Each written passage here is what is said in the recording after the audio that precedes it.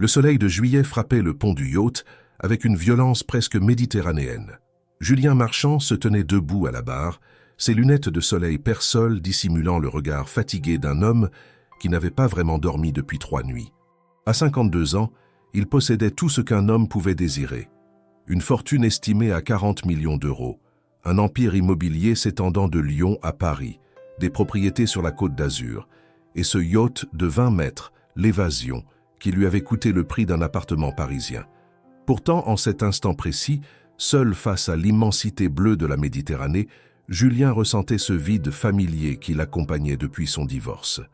Un vide que ni l'argent ni les affaires ne parvenaient à combler. Il avait quitté le port d'Ajaccio 3 jours plus tôt, sans destination précise. C'était devenu son rituel estival. Fuir Paris, fuir Lyon, fuir les dîners mondains où l'on parlait chiffres et acquisitions, fuir les regards compatissants de ses associés qui le savaient seuls. Sur la mer, au moins, la solitude avait un sens. Elle n'était pas un échec, mais un choix. Le vent avait tourné durant la nuit. Les prévisions météo qu'il avait consultées la veille annonçaient un temps calme, mais la Méditerranée était une vieille dame capricieuse. Vers 23 heures, le ciel s'était obscurci avec une rapidité inquiétante. Les vagues, d'abord douces, s'étaient transformées en murailles liquides qui soulevaient l'évasion comme un jouet. Julien avait combattu la tempête pendant 6 heures, les mains crispées sur la barre, le corps trempé par les embruns glacés. Il était bon marin, son père, pêcheur à Marseille, lui avait appris la mer avant même qu'il ne sache lire. Mais cette nuit-là, il avait eu peur, une peur primitive, viscérale, celle qui rappelle à l'homme qu'il n'est rien face aux éléments. À l'aube, la tempête s'était calmée aussi brutalement qu'elle était apparue.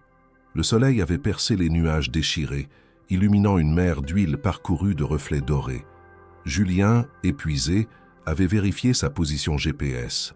Le système indiquait qu'il avait dérivé d'une 50aine de kilomètres vers le sud-est, dans une zone qu'il ne connaissait pas. C'est alors qu'il l'avait aperçue. Une île, petite, rocheuse, couverte d'une végétation sèche et basse. Elle n'apparaissait sur aucune de ses cartes marines. Julien avait froncé les sourcils, vérifié à nouveau le GPS, consulté ses applications de navigation. Rien, comme si cette île n'existait pas officiellement. Peut-être un îlot trop insignifiant pour être répertorié, ou une formation récente due à l'activité sismique sous-marine. Il s'apprêtait à reprendre sa route vers Cassis lorsqu'il les vit. Des silhouettes. 4 personnes sur la plage, agitant désespérément les bras. Julien sentit son cœur s'accélérer. Il saisit ses jumelles, une femme et 3 enfants. Leurs vêtements étaient déchirés, leur peau brûlée par le soleil. À quelques mètres d'eux, les restes d'un petit bateau de pêche gisaient fracassés contre les rochers noirs. Sans réfléchir, Julien mit le cap sur l'île. Il jeta l'ancre à une 50aine de mètres de la plage et descendit le canot pneumatique. Les vagues, encore agitées par la tempête nocturne, le bousculaient tandis qu'il ramait vers le rivage. Plus il s'approchait, plus il distinguait les visages. La femme devait avoir une 40aine d'années. Elle était mince, brune, le visage marqué par l'épuisement et le soleil. Ses yeux noisettes brillaient d'un mélange de soulagement et de méfiance. Elle portait un jean déchiré aux genoux et un t-shirt délavé. À ses côtés, 3 enfants. Un adolescent dégingandé d'environ 14 ans, une fillette aux cheveux châtains d'une 10aine d'années et un petit garçon de 6 ou 7 ans qui serrait contre lui un sac à dos trempé. « Vous êtes français ?» cria Julien en approchant. « Oui », répondit la femme d'une voix rauque, probablement asséchée par la soif. Son accent chantant trahissait le sud de la France. « Mon Dieu, merci. Merci d'être venu. » Julien tira le canot sur le sable. De près, il constatait l'état lamentable dans lequel il se trouvait. Les lèvres gercées, la peau rougie par les coups de soleil, les vêtements raides de sel. Le petit garçon tremblait malgré la chaleur. « Depuis combien de temps êtes-vous ici ?» demanda Julien en sortant une bouteille d'eau de son sac étanche. « 3 jours, répondit la femme en acceptant la bouteille avec des mains tremblantes. Elle but d'abord une petite gorgée, puis tendit la bouteille au plus jeune. « Notre bateau. Il s'est brisé contre les rochers pendant la tempête. Nous pensions que personne ne viendrait. Cette île, elle n'est sur aucune carte. Je sais, dit Julien en distribuant d'autres bouteilles d'eau aux enfants. Comment vous appelez-vous ?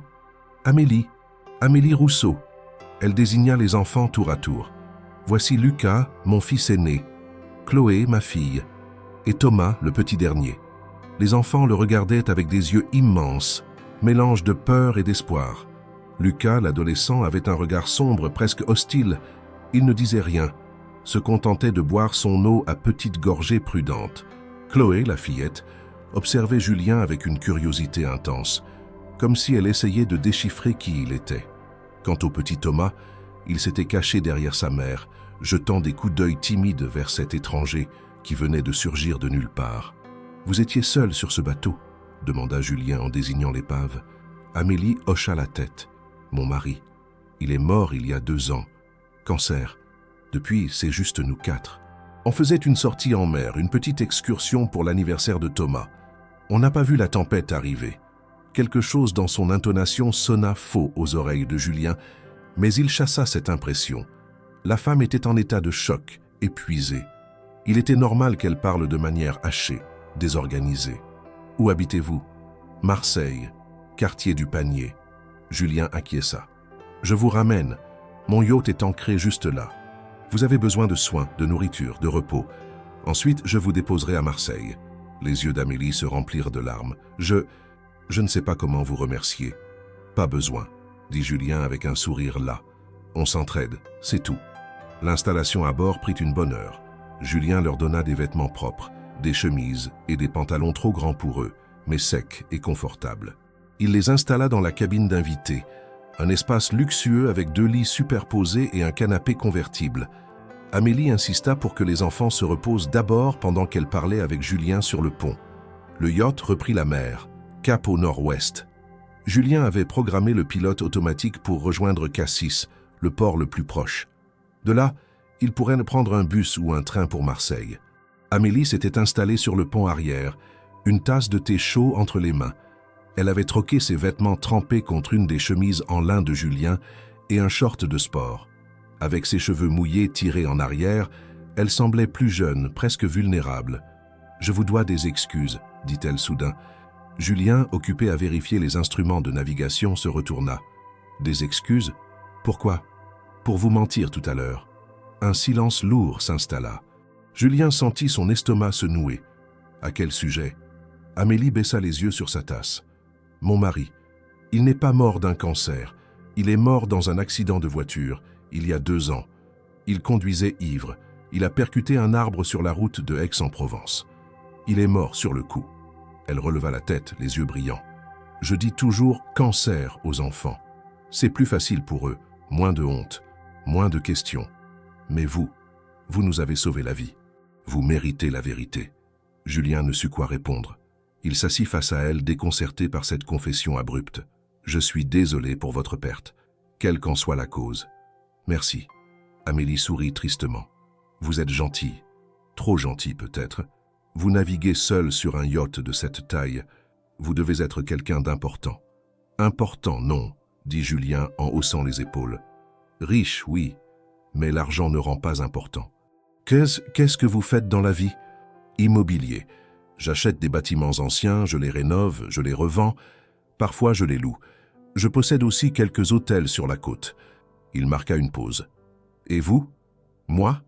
Amélie eut un rire amer. « Je suis serveuse dans un restaurant à Marseille, le Vieux-Port près du quai des Belges. Je fais des ménages aussi, le week-end pour arrondir les fins de mois. Depuis la mort de Luc, mon mari, c'est compliqué. Les enfants vont à l'école ? Oui.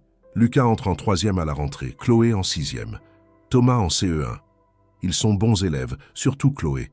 Elle est brillante, trop brillante parfois. Elle pose des questions sur tout. Julien sourit. C'est une bonne chose, je suppose. Amélie sirota son thé. Et vous ? Vous avez des enfants ? Non. Le mot sortit plus sec qu'il ne l'aurait voulu. J'ai été marié.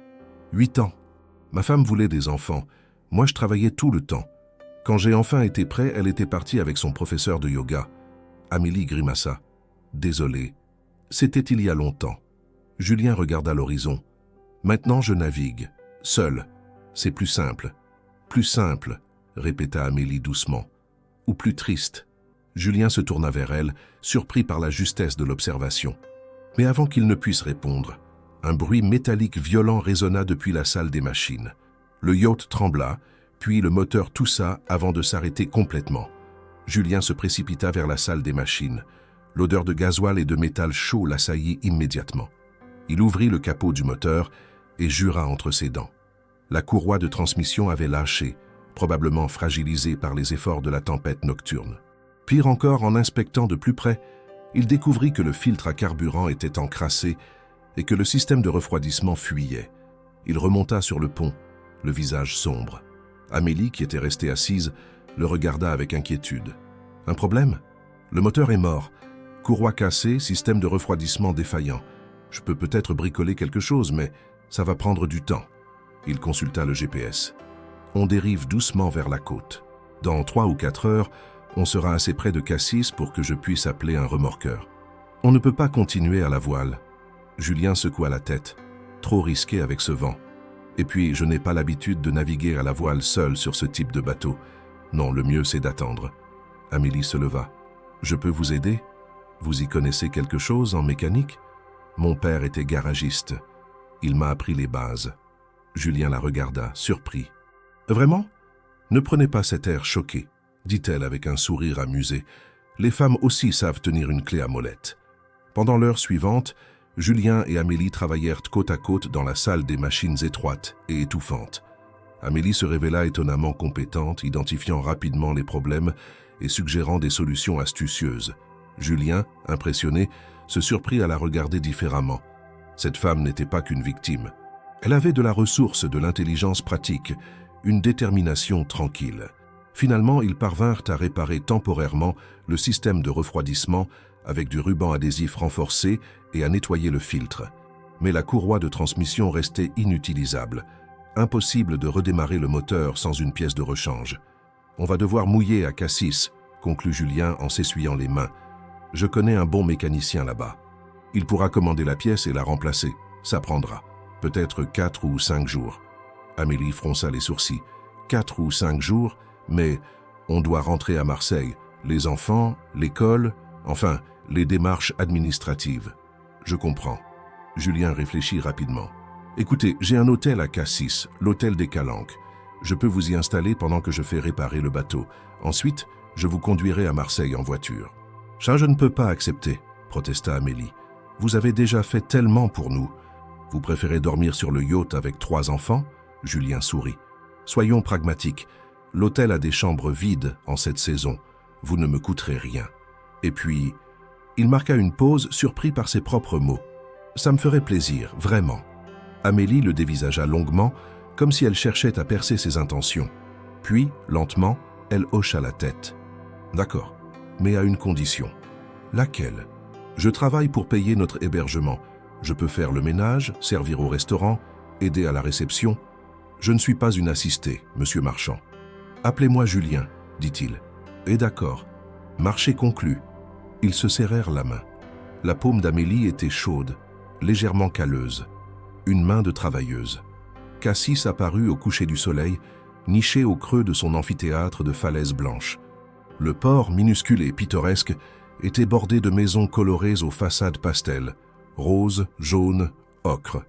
Des bateaux de pêche se balançaient doucement le long des quais et l'odeur de poissons grillés flottait dans l'air tiède. Le remorqueur que Julien avait appelé par radio tira l'évasion jusqu'à un poste d'amarrage privé. Les enfants, qui s'étaient réveillés 1 heure plus tôt, observèrent le paysage avec des yeux émerveillés. Même Lucas, si renfermé jusqu'alors, semblait impressionné. « C'est beau », murmura Chloé. « C'est cher surtout », marmonna Lucas. Amélie lui lança un regard réprobateur. « Lucas, quoi ? C'est vrai. Regarde ces maisons, regarde ces bateaux. On n'est pas à notre place ici. » Julien, qui avait entendu l'échange, s'approcha du garçon. « Tu as raison, c'est cher. Mais tu sais quoi ? L'argent ne définit pas qui mérite d'être ici ou pas. Cassis appartient à ceux qui savent l'apprécier, et vous avez autant le droit que n'importe qui d'en profiter. » Lucas le fixa avec un mélange de surprise et de méfiance, puis détourna le regard sans répondre.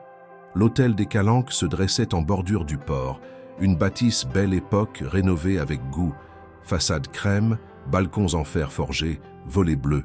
Le hall d'entrée dégageait un charme désuet. Carrelage en damier noir et blanc, lustres en cristal, fauteuils en cuir Chesterfield.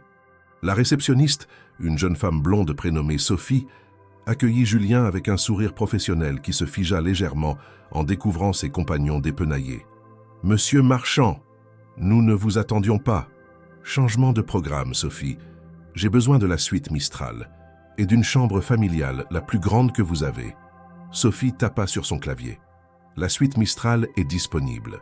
Pour la chambre familiale, j'ai la calanque d'Anvaux, avec 2 chambres communicantes et une vue sur le port. Parfait. Mettez tout sur mon compte. » Julien se tourna vers Amélie. « Vous serez bien là-bas. 2 chambres. Une pour vous, une pour les enfants. »« C'est trop, » protesta faiblement Amélie. « C'est nécessaire, » corrigea Julien. « Vous avez besoin de repos. Les enfants aussi. On discutera du travail demain. Ce soir, vous êtes mes invités. » Sophie tendit les clés, le regard oscillant entre Julien et cette étrange famille. Julien connaissait ce regard, celui qui juge, qui questionne, qui suppute. Il l'ignora. Thomas, le petit dernier, s'était endormi dans les bras de sa mère. Chloé bâillait. Seul Lucas restait vigilant, scrutant chaque détail du hall comme s'il s'attendait à ce que tout disparaisse d'un instant à l'autre. « Allez vous reposer, » dit Julien doucement. « Demain matin, on prendra le petit déjeuner ensemble sur la terrasse. » Amélie hocha la tête, les yeux humides. « Merci, Julien. Vraiment. » Il les regarda disparaître dans l'ascenseur, puis il se dirigea vers sa propre suite, soudain épuisé. La journée avait été longue, éprouvante et étrangement bouleversante. Pour la première fois depuis des années, il s'était senti utile. Vraiment utile. Pas en signant des chèques ou en construisant des immeubles, mais en sauvant 4 personnes perdues en mer. Cette nuit-là, dans son grand lit king-size face aux fenêtres donnant sur le port illuminé, Julien eut du mal à trouver le sommeil. Il ne cessait de repenser au regard de Thomas, à la fragilité d'Amélie, à la colère contenue de Lucas, à l'intelligence affûtée de Chloé. Il ne savait pas encore qu'il venait de commettre la plus grande erreur de sa vie, ou peut-être la plus belle. Le temps le dirait. Le lendemain matin, Julien descendit sur la terrasse de l'hôtel à 8 heures précises. Le soleil méditerranéen baignait déjà le port d'une lumière dorée, et l'odeur du café frais se mêlait aux embruns salés. Il s'installa à une table isolée, commanda un expresso et ouvrit son journal. Mais ses yeux revenaient sans cesse vers l'entrée, guettant l'arrivée de ses invités.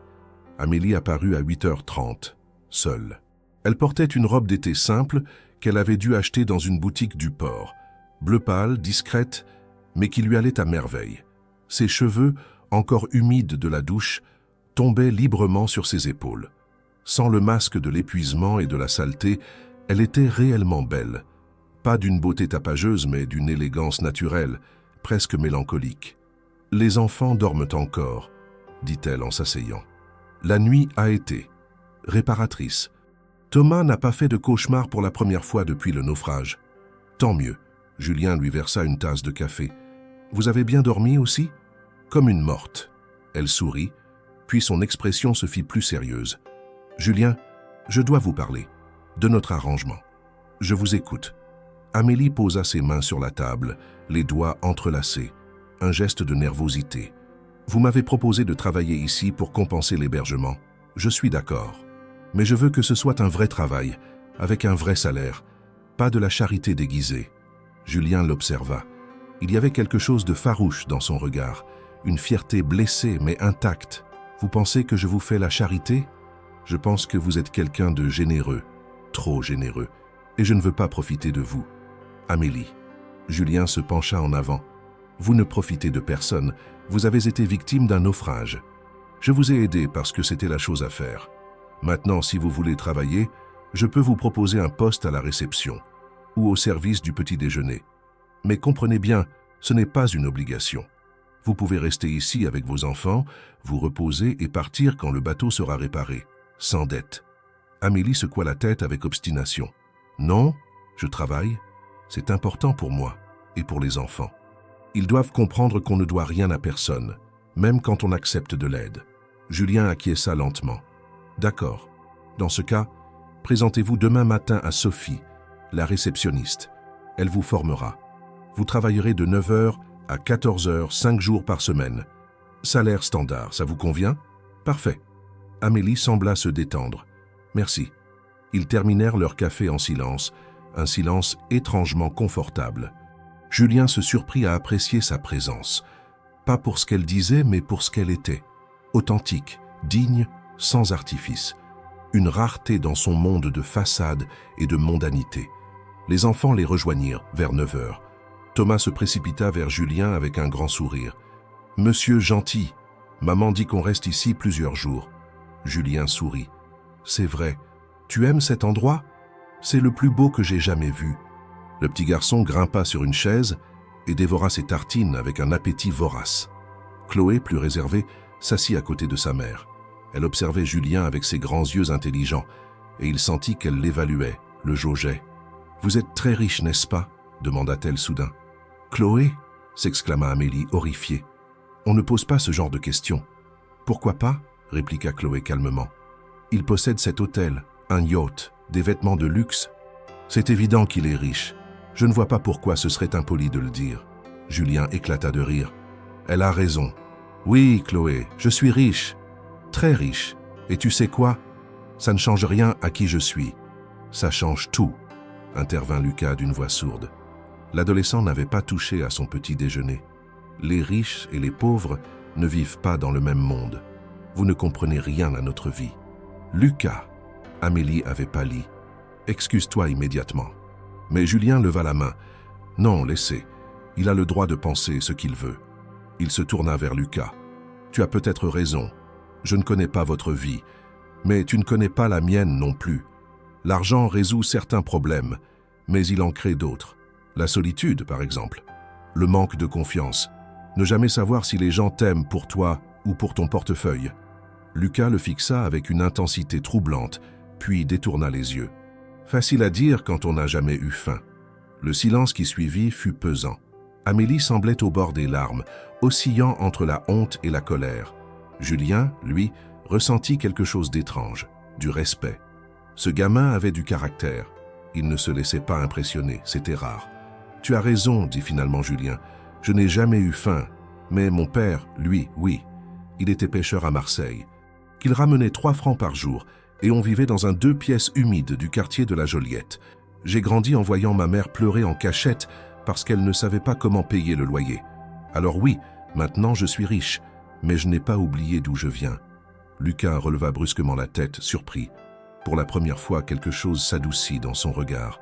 Il ne dit rien, mais il prit une tartine et commença à manger. La semaine qui suivit prit un rythme étrange, presque domestique.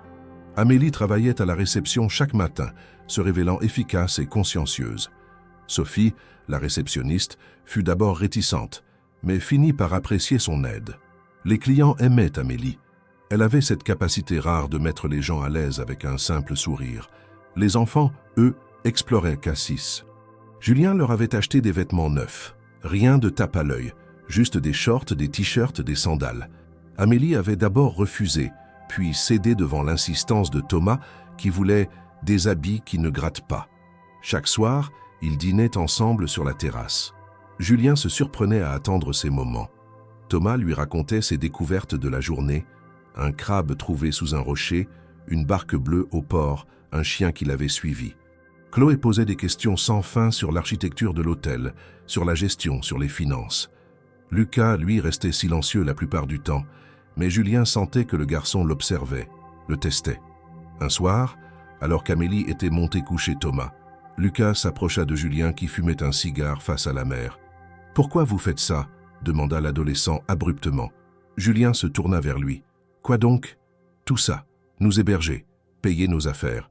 Dîner avec nous. Vous avez mieux à faire, non ?» Julien tira sur son cigare, réfléchissant à sa réponse. « Tu veux la vérité ?»« Évidemment. Je me sens moins seul. » Les mots étaient sortis avant qu'il ne puisse les retenir. « Depuis mon divorce, je vis seul. Je travaille, je gagne de l'argent, je navigue. Mais au fond, je suis seul. Vous, votre mère, vos frères et sœurs, vous me rappelez qu'il existe autre chose. Une famille, de la chaleur. » Lucas le dévisagea longuement. « On n'est pas votre famille. Je sais. Et on partira bientôt, quand le bateau sera réparé. Je sais. Alors pourquoi s'attacher ?» Julien sourit tristement. « Bonne question. » Lucas hocha la tête, sembla vouloir ajouter quelque chose, puis repartit vers sa chambre sans un mot. Mais Julien avait vu quelque chose dans ses yeux. Une fêlure, une blessure ancienne. Ce gamin portait un poids trop lourd pour son âge. C'est au 5e jour que Julien remarqua les premiers détails troublants. Ce matin-là, il travaillait dans le petit bureau qu'il s'était aménagé au rez-de-chaussée de l'hôtel. Paperasse administrative, appel avec ses associés à Lyon, planification de nouveaux projets. Vers 11 heures, il entendit la voix d'Amélie dans le couloir. Elle parlait au téléphone, mais à voix basse, presque chuchotée. Julien ne voulait pas écouter, mais quelque chose dans le ton d'Amélie l'alerta. Ce n'était pas sa voix habituelle, douce, posée. C'était une voix tendue, nerveuse, presque suppliante. « Je t'ai dit que c'était compliqué. »« Non, pas maintenant. Écoute, il faut me faire confiance. Je sais ce que je fais. » Un silence. « Marc, s'il te plaît. »« Marc. » Le prénom résonna dans l'esprit de Julien comme une cloche d'alarme. Le mari mort.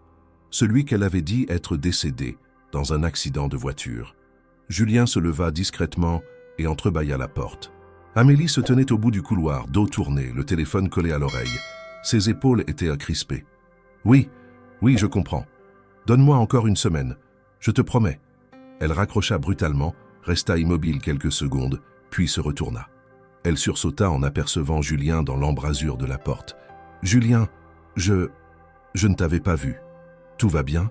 demanda-t-il avec un calme qu'il ne ressentait pas. « Oui, c'était juste. J'ai un ami, une vieille connaissance de Marseille.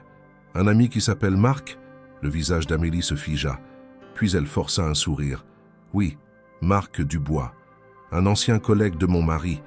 Il voulait prendre des nouvelles. » « Je vois. » Julien n'insista pas, mais un doute venait de s'installer. Pourquoi mentait-elle? Pourquoi cette tension? Il laissa passer l'incident, mais commença à observer plus attentivement. Et ce qu'il découvrit le troubla profondément. Les jours suivants, Julien nota d'autres comportements étranges. Lucas disparaissait régulièrement pendant plusieurs heures, sans explication. Quand Amélie lui demandait où il était allé, le garçon répondait évasivement « Je me promène. J'explore le village. Je lis sur les rochers. » Mais Julien l'avait aperçu une fois au port, assis sur un banc, téléphone à la main, parlant à quelqu'un avec une expression dure, adulte. Chloé, elle, posait des questions de plus en plus précises.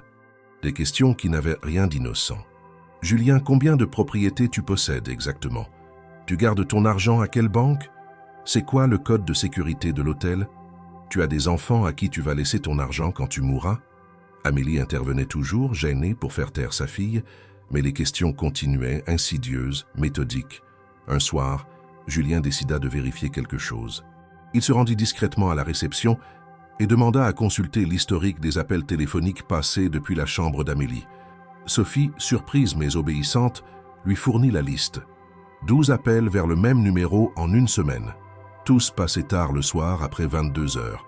Tous d'une durée de 15 à 20 minutes. Julien nota le numéro et, de retour dans sa suite, fit quelque chose qu'il n'était pas fier de faire. Il engagea un détective privé. « Je veux savoir à qui appartient ce numéro, » dit-il au téléphone. « Et je veux tout ce que vous pouvez trouver sur une femme nommée Amélie Rousseau, résidant à Marseille, quartier du Panier. Ça prendra 2 ou 3 jours, » répondit le détective. « Faites vite. » Julien raccrocha, le cœur lourd. Il se sentait coupable, sournois, mais un instinct ancien, celui qui l'avait aidé à survivre dans le monde impitoyable de l'immobilier, lui disait que quelque chose clochait. 3 jours plus tard, le détective rappela. Sa voix était neutre, professionnelle, mais Julien perçut une note de gravité. « Monsieur Marchand, j'ai des informations. Vous voulez que je vous les envoie par mail ou que je vous les donne maintenant ?»« Maintenant. » « Très bien. Le numéro de téléphone que vous m'avez donné appartient à un certain Marc Rousseau, 43 ans, domicilié à Marseille. Il a un casier judiciaire, 2 condamnations pour escroquerie, 1 pour faux et usage de faux. Il a purgé 18 mois de prison il y a 5 ans. Depuis, il semble s'être tenu tranquille, officiellement. Julien sentit son estomac se nouer. Marc Rousseau, le mari d'Amélie. Exactement. Et il n'est pas mort, monsieur Marchand. Il est bien vivant. J'ai vérifié. Aucun certificat de décès à son nom. Le monde de Julien bascula. Continuez. Amélie Rousseau, née Ferrand, 42 ans. Pas de casier judiciaire personnel, mais elle a été interrogée 2 fois par la police dans le cadre d'enquêtes sur des escroqueries présumées. Jamais inculpée. Elle et Marc Rousseau forment un couple depuis 15 ans. Les 3 enfants, Lucas, Chloé et Thomas, sont bien leurs enfants biologiques. Des escroqueries de quel type? Arnaque sentimentale, principalement. Le mode opératoire semble toujours le même. Amélie rencontre des hommes fortunés, souvent seuls, divorcés ou veufs. Elle gagne leur confiance, parfois avec l'aide des enfants. Une fois la confiance établie, des sommes d'argent disparaissent. Virements, chèques, bijoux. Quand les victimes s'en rendent compte, Amélie et sa famille ont disparu. Julien ferma les yeux. Combien de victimes? Difficile à dire. Beaucoup n'ont pas porté plainte par honte. Mais j'ai retrouvé au moins 4 cas similaires au cours des 5 dernières années. Nice, Toulon, Cannes, Aix-en-Provence. Toujours des hommes riches et solitaires. Toujours le même scénario. Une rencontre fortuite, une détresse apparente, un besoin d'aide, puis la disparition. Le naufrage, murmura Julien. C'était une mise en scène. Probablement. L'île où vous les avez trouvés est référencée, mais rarement fréquentée. Ils ont pu s'y rendre volontairement, détruire leur propre bateau et attendre qu'un yacht de passage vienne à leur secours. Votre yacht. Ils m'ont ciblé.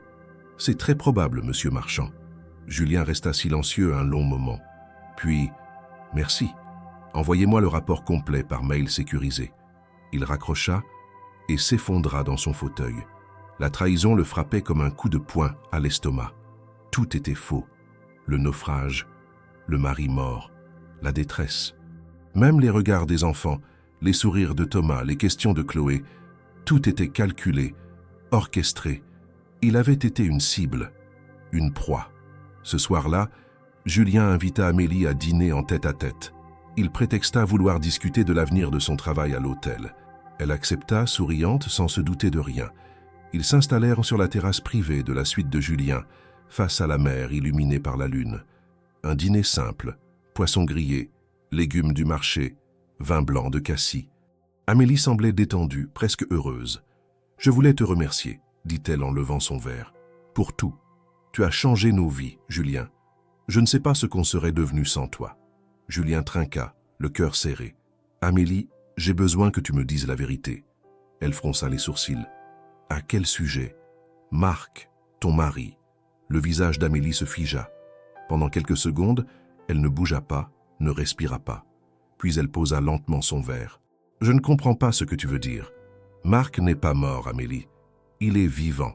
Tu lui parles chaque soir depuis que tu es ici. » Elle chercha ses mots, pâle comme une morte. « Qui t'a dit ça ?»« J'ai fait des recherches. » Julien sortit son téléphone et fit défiler le rapport du détective.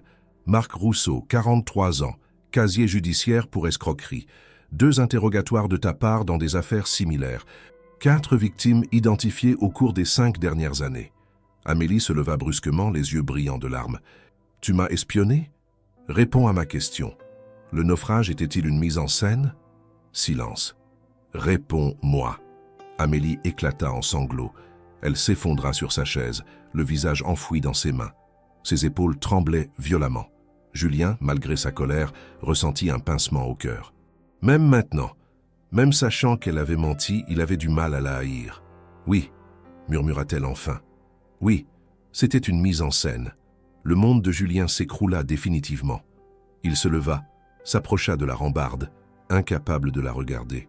Tout était faux, tout ? Non.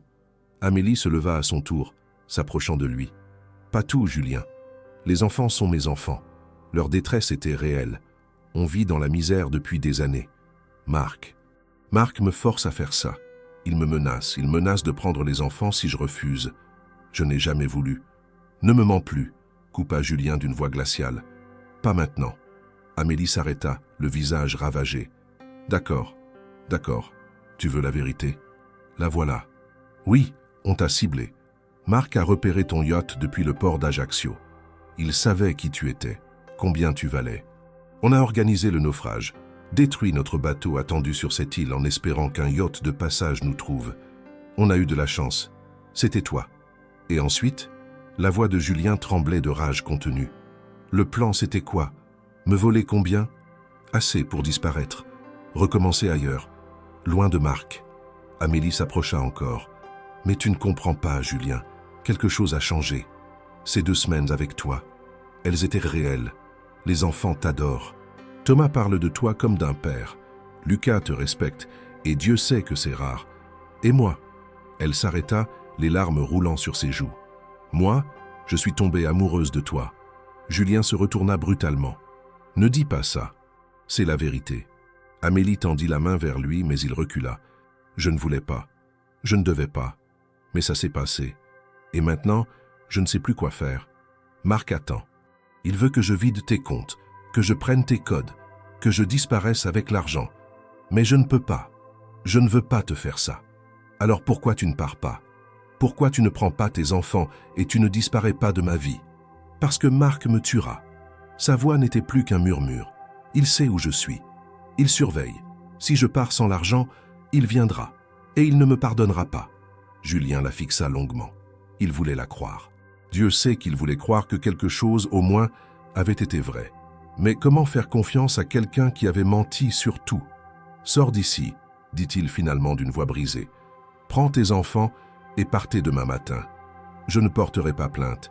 Je ne te poursuivrai pas. Mais je ne veux plus jamais te revoir. Amélie recula, comme giflée. Julien, sors. Elle tourna les talons et s'enfuit, ses sanglots résonnant dans le couloir. Julien s'effondra sur le canapé, le visage entre les mains. Il avait cru à une seconde chance, à une famille, à l'amour. Et tout n'avait été qu'un mensonge. Mais Amélie et les enfants ne partirent pas le lendemain. À 6 heures du matin, Julien fut réveillé par des coups violents à sa porte. Il se leva hagard, encore habillé de la veille, et ouvrit. Sophie, la réceptionniste, était là, le visage livide. « Monsieur Marchand, il y a un homme en bas. Il dit être le mari de Madame Rousseau. Il exige de la voir. Il est menaçant. J'ai appelé la police, mais ils mettront 20 minutes à arriver. » Le sang de Julien se glaça. Où est Amélie? Dans sa chambre avec les enfants. Elle refuse d'ouvrir. L'homme frappe à sa porte en hurlant. Les clients se plaignent. Julien descendit les escaliers 4 à 4. Il arriva au 2e étage et vit l'homme.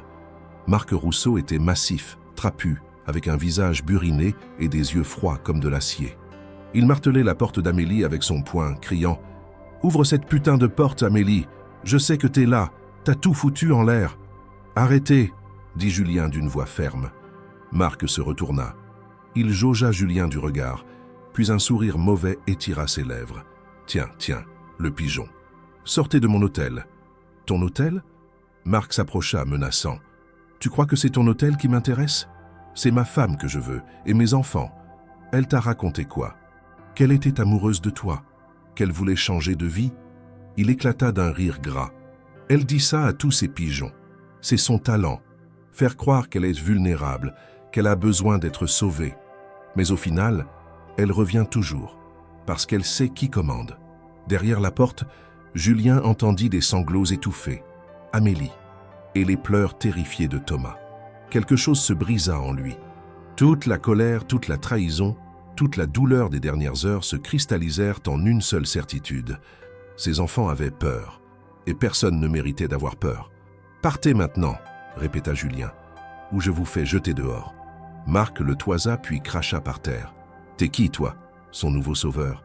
Elle va te plumer comme les autres. Et quand elle aura fini, elle reviendra. » Non. La voix d'Amélie s'éleva derrière la porte. « Je ne reviendrai pas, Marc. C'est fini. » Le visage de Marc devint écarlate. « Ouvre cette porte ou je la défonce. »« La police arrive, » intervint Julien. « Vous avez le choix. Partir maintenant ou être arrêté. » Marc hésita. Ses poings se serrèrent. Pendant un instant terrible, Julien crut qu'il allait frapper. Puis, au loin, les sirènes de la police retentirent. Marc recula, le regard noir. « C'est pas fini, Amélie. Je te retrouverai. » Il dévala les escaliers et disparut avant l'arrivée de la police. Julien resta immobile, le cœur battant à tout rompre. Puis, doucement, il frappa à la porte. « Amélie, c'est moi. » Il est parti. La porte s'ouvrit lentement. Amélie apparut, le visage ravagé, Thomas cramponné à elle, Chloé et Lucas derrière. Ils tremblaient tous les 4. « Je suis désolée, » murmura-t-elle. « Je suis tellement désolée. » Julien la regarda. Et malgré tout, malgré les mensonges, malgré la trahison, il comprit quelque chose d'essentiel. Cette femme était prisonnière. Et il était peut-être le seul à pouvoir la libérer. Les policiers arrivèrent 7 minutes après le départ de Marc. 2 brigadiers en uniforme, professionnels et courtois, prirent les dépositions dans le hall de l'hôtel. Sophie leur raconta la scène, tremblante. Amélie, elle, resta silencieuse la plupart du temps, répondant aux questions par monosyllabes. Les enfants s'étaient réfugiés dans un coin du hall, Lucas serrant ses cadets contre lui comme un rempart. Julien donna sa version des faits. Il omit volontairement les détails sur l'arnaque, se contentant de décrire Marc comme le mari violent dont Madame Rousseau tentait de se séparer. Les policiers échangèrent des regards entendus. Ils connaissaient ce type d'histoire par cœur. « Nous allons établir une main courante », expliqua le plus âgé des deux brigadiers. « Si cet homme revient, appelez immédiatement le commissariat. En attendant, Madame Rousseau, je vous conseille vivement de déposer une demande d'ordonnance de protection. Nous pouvons vous mettre en contact avec des associations spécialisées. » Amélie hocha la tête mécaniquement, le regard vide. Après le départ des policiers, un silence pesant s'installa dans le hall. Les premiers clients du petit déjeuner commençaient à descendre, jetant des coups d'œil curieux vers ce petit groupe ébranlé. Sophie fit signe à Julien qu'elle gérerait la situation et l'encouragea à monter avec Amélie et les enfants. Dans l'ascenseur, personne ne parla. Thomas sanglotait doucement contre sa mère. Chloé fixait le sol, les mâchoires serrées. Lucas regardait Julien avec une expression indéchiffrable, quelque part entre la honte, la reconnaissance et la colère. Une fois dans la suite d'Amélie, Julien ferma la porte et se tourna vers eux. « Il faut qu'on parle, tous ensemble. » Amélie s'assit sur le canapé, Thomas toujours cramponné à elle. Chloé et Lucas prirent place à ses côtés, formant un bloc compact, une famille soudée par la peur et les secrets. Julien s'installa face à eux, dans le fauteuil près de la fenêtre. La lumière matinale inondait la pièce, impitoyable, révélant chaque détail des visages fatigués. « Je sais tout », commença-t-il doucement. « Le naufrage, l'arnaque, les autres victimes. Marc, tout. » Amélie ferma les yeux, comme si elle s'attendait à recevoir un coup. Les enfants se raidirent. « Mais ce que je veux savoir maintenant, » continua Julien, « c'est la vérité complète, sans mensonge. Comment vous en êtes arrivé là? Et surtout, comment on peut vous sortir de cette situation ?» Lucas ricana amèrement. « Vous sortir de cette situation? Pourquoi vous feriez ça? On vous a menti, on vous a utilisé. Vous devriez nous jeter dehors et appeler les flics. »« Lucas !» protesta Amélie. « Non, maman, il a raison. » L'adolescent se leva, les poings serrés. « On ne mérite pas son aide. On ne mérite rien. » Julien le regarda intensément. « Assieds-toi, Lucas. » Quelque chose dans le ton, ferme mais sans colère, fit obéir le garçon. « Je pourrais vous jeter dehors, » reprit Julien. « Je pourrais appeler la police, porter plainte, vous faire arrêter. Mais je ne le ferai pas. Vous savez pourquoi? » Silence. « Parce que j'ai vu la terreur dans vos yeux ce matin. J'ai entendu Thomas pleurer. J'ai vu Lucas vous protéger comme un soldat protège sa famille. Et j'ai compris que vous n'êtes pas des criminels. Vous êtes des victimes. » Amélie éclata en sanglots. « Tu ne comprends pas, Julien. Tout est ma faute. Tout. Alors explique-moi. » Amélie prit une longue inspiration tremblante, s'essuya les yeux et commença à parler. Sa voix était basse, brisée, mais ferme. « J'ai rencontré Marc il y a 17 ans. J'avais 25 ans, je travaillais comme serveuse à Marseille. Il était charmant, drôle, attentionné. Il me parlait de ses projets, de ses rêves, de la vie qu'on construirait ensemble. Je suis tombée amoureuse. » Elle marqua une pause, caressant machinalement les cheveux de Thomas. On s'est mariés 1 an plus tard, Lucas est né l'année suivante, puis Chloé, puis Thomas. Pendant les premières années, tout allait bien. Marc travaillait dans la construction. On avait un petit appartement, pas grand-chose, mais on était heureux. « Qu'est-ce qui a changé ?» demanda doucement Julien. « La crise économique de 2008. Marc a perdu son travail. Il a cherché pendant des mois, mais rien. Les factures s'accumulaient. On a commencé à emprunter de l'argent à droite à gauche. Puis Marc a rencontré des gens pas recommandables. Ils lui ont proposé des coups, de petites arnaques. Rien de grave, disait-il, juste pour payer les dettes. Lucas intervint, la voix dure. Il nous a entraînés là-dedans, moi, Chloé, maman. Il disait que c'était temporaire, que c'était pour survivre. Chloé ajouta, presque inaudible, « La première fois, j'avais 7 ans. Papa m'a dit de pleurer devant un monsieur riche au supermarché, de dire que j'avais faim. Le monsieur nous a donné 100 €. Papa était content. Il a dit que j'étais une bonne actrice. » Le cœur de Julien se serra douloureusement. « Cette petite fille, brillante, curieuse, intelligente, avait été instrumentalisée depuis l'enfance. Et le premier homme, reprit Amélie, celui de Nice. C'était il y a 5 ans. Marc avait accumulé des dettes envers des usuriers, 30 000 €. Ils menacèrent de nous casser les jambes, de s'en prendre aux enfants. Marc a eu l'idée. L'arnaque sentimentale, compléta Julien. Amélie hocha la tête, honteuse. Un homme veuf, la soixantaine, propriétaire d'une bijouterie. Marc m'a dit de le séduire, de gagner sa confiance. Alors je l'ai fait. Je détestais chaque seconde, mais je l'ai fait. Les enfants jouaient leur rôle, la famille pauvre mais digne, cherchant juste un peu d'aide. Ça a marché. L'homme m'a donné accès à son compte. Marc a vidé 40 000 €. On a disparu avant qu'il s'en aperçoive. Et vous avez recommencé. Oui. Les larmes coulaient librement sur le visage d'Amélie. Encore et encore. Toulon, Cannes, Aix. À chaque fois, Marc nous disait que c'était la dernière. Que cette fois, on aurait assez pour tout arrêter, pour disparaître, pour recommencer proprement. Mais ça ne suffisait jamais. Il dépensait l'argent au casino ou le perdait dans des investissements foireux. Et on repartait pour un nouveau coup.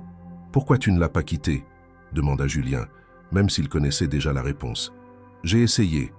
3 fois. » Amélie leva les yeux vers lui et Julien y eut une douleur infinie. « La première fois, il m'a retrouvé en 2 jours.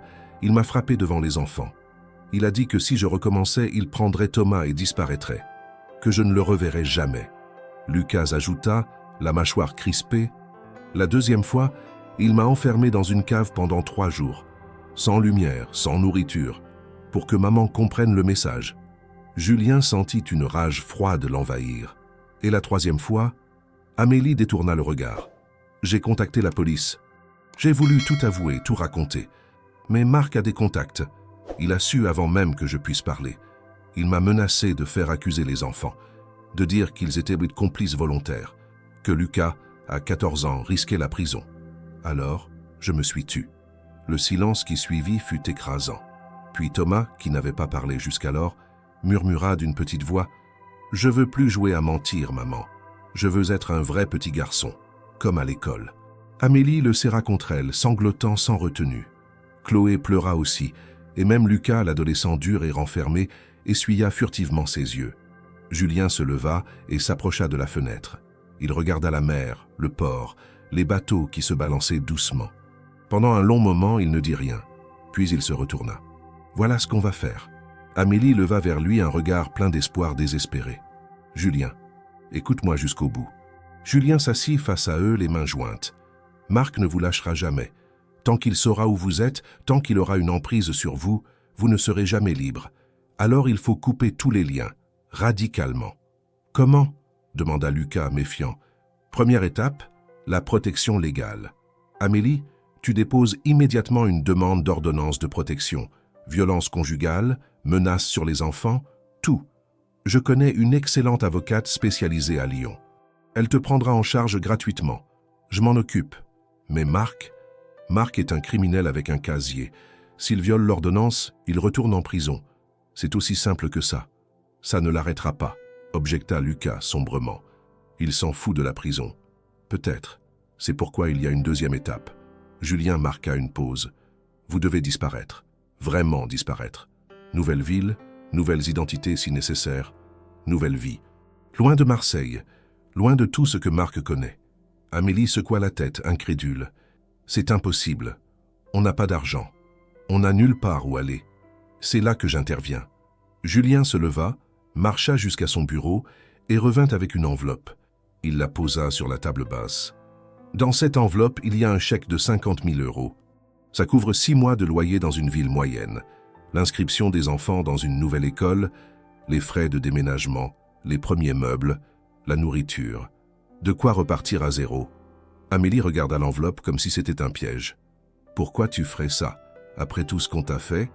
Parce que tu m'as posé une question il y a 2 semaines, tu te souviens ? Tu m'as demandé si vivre seul était plus simple ou plus triste. La réponse, c'est plus triste. Et je refuse de laisser 4 personnes continuer à vivre dans la terreur alors que j'ai les moyens de les aider. C'est trop, murmura Amélie. Je ne pourrai jamais te rembourser.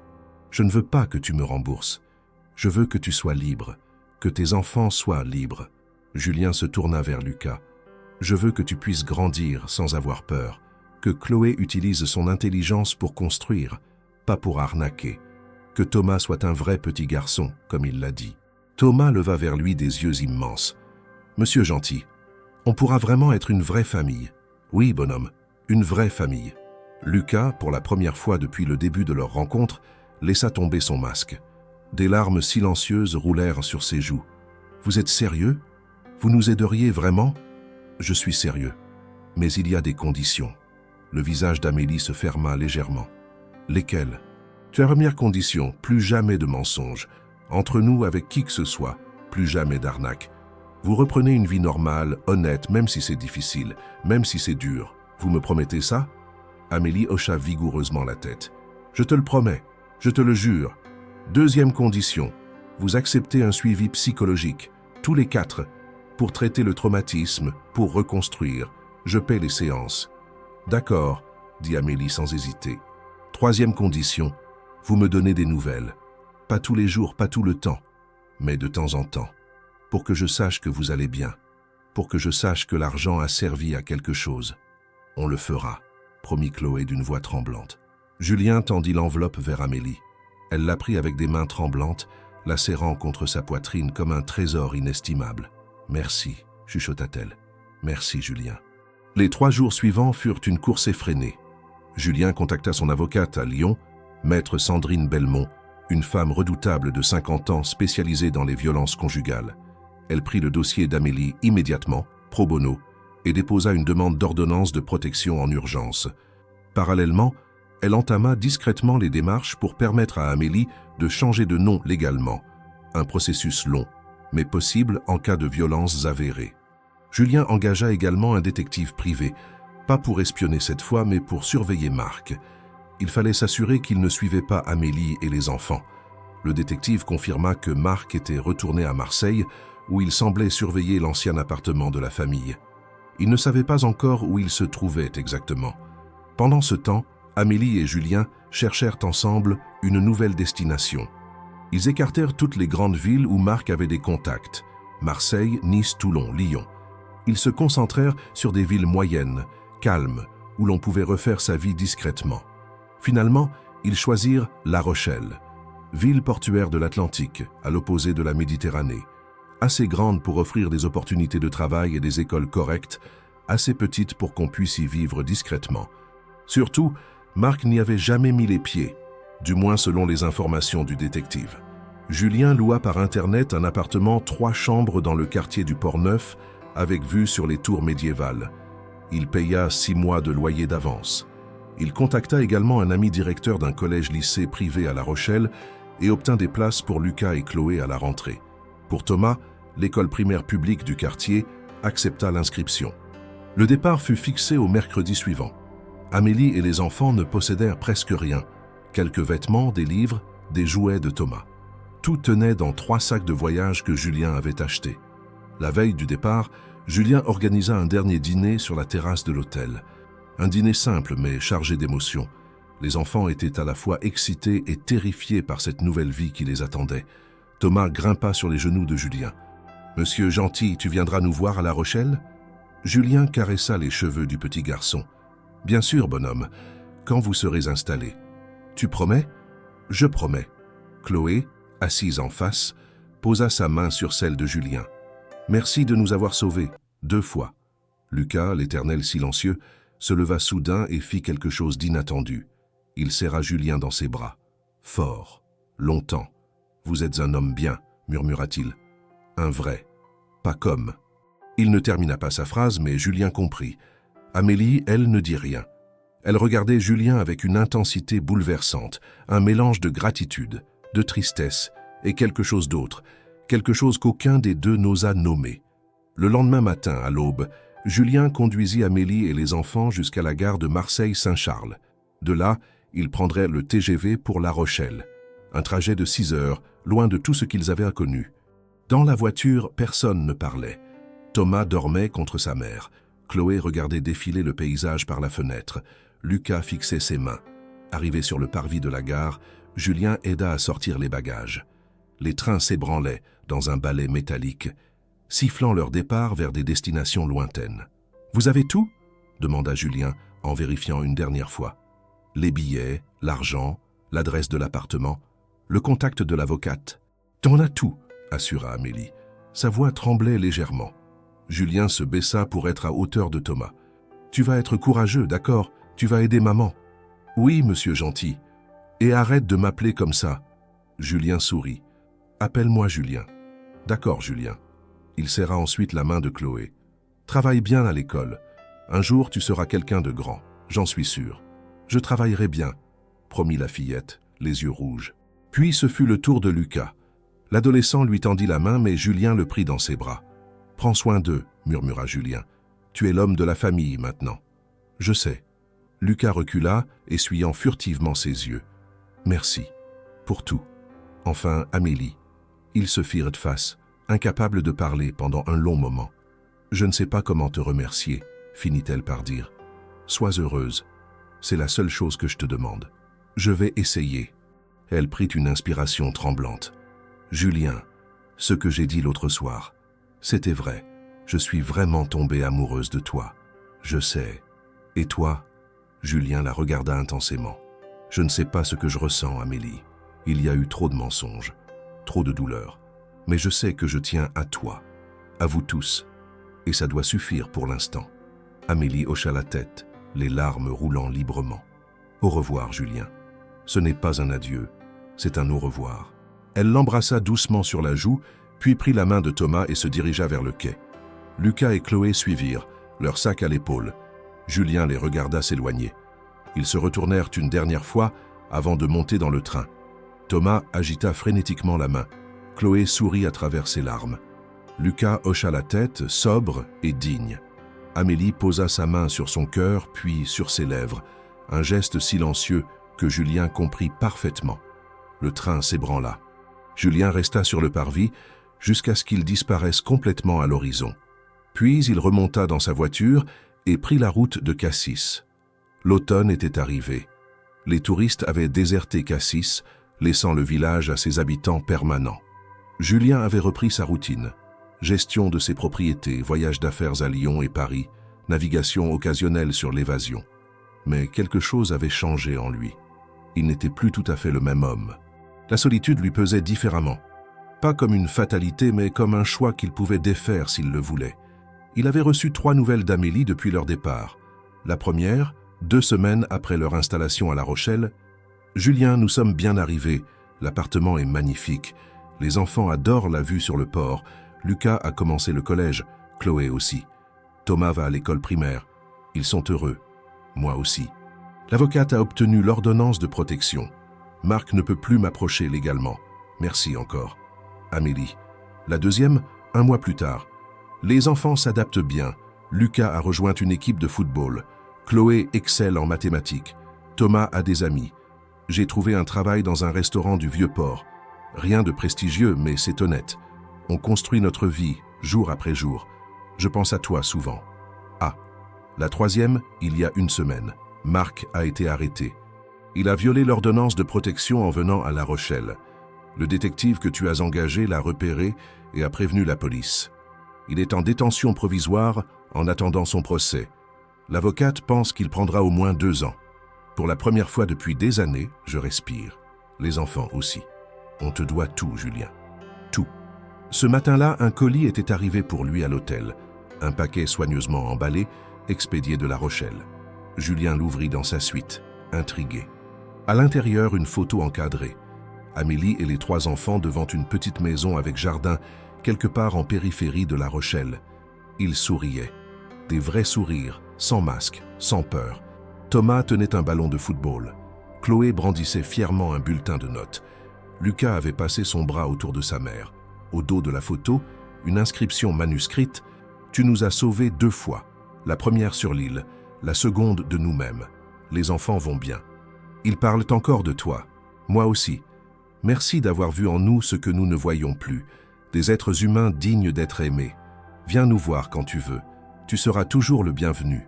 A.R. » Julien resta longtemps immobile, la photo entre les mains.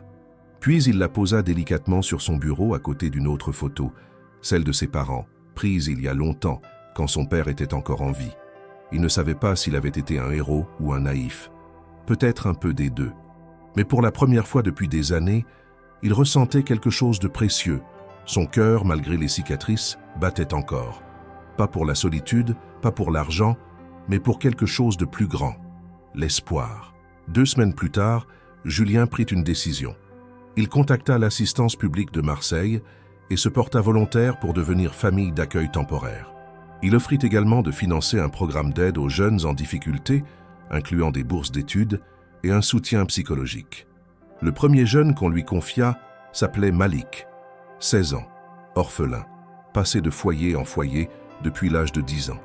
Un regard dur, des mots rares, une méfiance profondément ancrée. Exactement comme Lucas. « Tu aimes la mer ?» demanda Julien lors de leur première rencontre. Malik haussa les épaules. « Je sais pas. J'ai jamais vraiment navigué. »« Alors on va apprendre ensemble. J'ai besoin d'un assistant sur mon bateau, ça te dit ?» Le garçon le regarda, surpris. « Vous me faites confiance? Vous me connaissez même pas. » « C'est vrai. Mais quelqu'un m'a appris récemment que faire confiance, même au risque d'être déçu, c'est la seule manière de vraiment vivre. » Malik ne répondit pas, mais quelque chose s'alluma brièvement dans son regard. Une étincelle fragile, mais réelle. Ce samedi-là, ils prirent la mer ensemble sur l'évasion. Le vent était doux, le ciel dégagé. Malik, d'abord crispé, finit par se détendre. Il apprit à tenir la barre, à ajuster les voiles, à lire les cartes marines. « C'est beau, » dit-il soudain, contemplant l'horizon. « Oui, » répondit Julien, « c'est beau. Et tu sais quoi ? Ça t'appartient autant qu'à moi. La mer n'appartient à personne. Ou plutôt, elle appartient à tous. » Malik sourit, un vrai sourire. Le printemps avait recouvert La Rochelle de ses couleurs tendres. Les cerisiers du Port-Neuf étaient en fleurs, et l'air sentait le sel et les premières chaleurs. Julien gara sa voiture devant un petit pavillon en périphérie de la ville. Un jardin modeste, mais soigné. Des rosiers, des hortensias, une balançoire pour Thomas. Il descendit, le cœur battant légèrement plus vite. Il n'était venu qu'une fois, 6 mois après leur installation. Cette fois, c'était différent. Il ne venait pas en sauveur ni en bienfaiteur. Il venait en ami, peut-être même en quelque chose de plus. La porte s'ouvrit avant qu'il ne frappe. Thomas, maintenant âgé de 9 ans, se jeta dans ses bras. « Julien, maman a dit que tu venais. Salut bonhomme, tu as grandi. »« J'ai pris 5 centimètres, » annonça fièrement le petit garçon. Chloé apparut derrière lui, adolescente maintenant, avec son éternelle curiosité dans le regard. « Julien, entre, on t'attendait. » Lucas sortit à son tour, presque aussi grand que Julien maintenant. Il lui tendit la main, puis impulsivement le serra dans ses bras. « Content de te voir, mec. »« Moi aussi, Lucas. » Amélie apparut enfin sur le seuil. Elle portait une robe simple, les cheveux attachés, un sourire lumineux sur le visage. Un sourire sans peur, sans ombre. « Bonjour, Julien. »« Bonjour, Amélie. » Ils se regardèrent longuement. 2 ans avaient passé. 2 ans de reconstruction, de guérison, de vérité. Les mensonges étaient loin, la peur aussi. « Tu restes dîner ?» demanda-t-elle. « Si tu veux de moi. »« Toujours. » Ils entrèrent ensemble dans la maison. Les enfants se disputaient déjà pour savoir qui raconterait en premier ses dernières nouvelles. Thomas tirait Julien par la manche. Chloé brandissait ses derniers bulletins de notes, tous excellents. Lucas évoquait son équipe de football qui jouait en finale régionale. Julien s'assit à leur table, au milieu de cette famille qui n'était pas la sienne par le sang, mais qu'il était devenu par le cœur. Amélie servit un plat simple, un poulet rôti, des légumes du jardin, du pain frais, et ils mangèrent ensemble, riant, partageant, vivant. Après le dîner, alors que les enfants jouaient dans le jardin, Amélie et Julien se retrouvèrent seuls sur la petite terrasse, face au coucher de soleil. « Tu es heureux ?» demanda Amélie doucement. « Oui, » répondit Julien. Et c'était vrai. « Et toi ?»« Plus que je ne l'ai jamais été. » Elle prit sa main. « Merci, Julien, pour tout. Arrête de me remercier. »« Jamais. » Elle sourit. « Tu m'as donné ma vie, et celle de mes enfants. Tu te l'es donnée toi-même. Moi, je t'ai juste ouvert une porte. C'est toi qui as eu le courage de la franchir. » Ils restèrent silencieux un moment, main dans la main, regardant le soleil descendre lentement vers l'horizon. « Julien, » commença Amélie. « Oui, est-ce que tu crois qu'un jour on pourrait » Elle hésita, cherchant ses mots. « Essayez », compléta Julien doucement. « Oui, essayez. Toi et moi, pour de vrai. Sans mensonge, sans peur, sans passé. » Julien se tourna vers elle. Il vit dans ses yeux cette même vulnérabilité qu'il avait aperçue le premier jour sur l'île. Mais cette fois, ce n'était pas un masque. C'était réel. « Je crois qu'on peut essayer, » dit-il. Doucement, sans se presser, en construisant quelque chose de solide. « D'accord. » Amélie sourit, les yeux brillants. Doucement. Dans le jardin, Thomas éclata de rire en poussant la balançoire. Chloé lisait sous un arbre. Lucas jouait au ballon contre le mur. Julien regarda cette scène, cette famille imparfaite, reconstruite, résiliente, et comprit quelque chose d'essentiel. Certaines îles désertes ne sont pas sur les cartes. Elles sont dans les cœurs. Et parfois, il suffit d'un naufrage pour apprendre à naviguer vraiment. Il avait sauvé 4 personnes perdues en mer. Mais au fond, c'était elles qui l'avaient sauvé.